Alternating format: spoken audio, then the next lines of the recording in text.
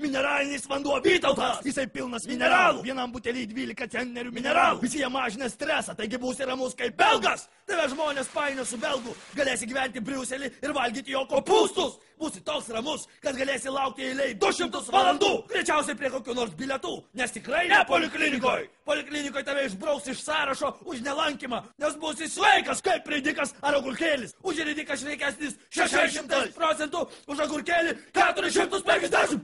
Žinai kalcį?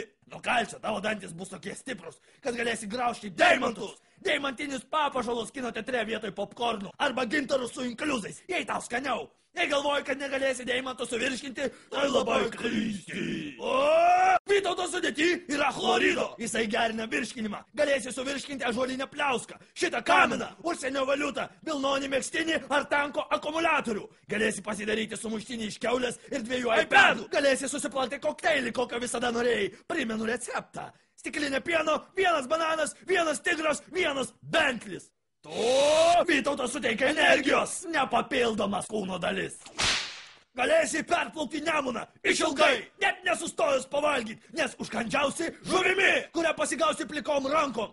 Meškos irgi gaudo žuvį plikom rankom. Tu galėsi plikom rankom gaudyti meškas. Taip pat vapsvas, diskinius pjūklus ir meteoritus. Kaip ta, kur Latvijai kažkada atseit nukrito ir išmušė duobę pievoj.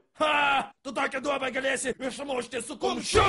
Su koja galėsi išmušti va tokią. Vėliau galėsi ją prisipilti vandens, užsiveis banginių, pasistatyti šalia pilį ir čia pavasarot. Čia būtų tavo sodyba. Sodyba po velnių. Galėsi čia vasarą baliavot su draugais, su tikrais draugais, ne iš Facebooko. Rytais galėsi gerti Vytautą, nes turbūt norėsis. Mineralinis vanduo Vytautas. Labai sveikas, labai natūralus reikalas.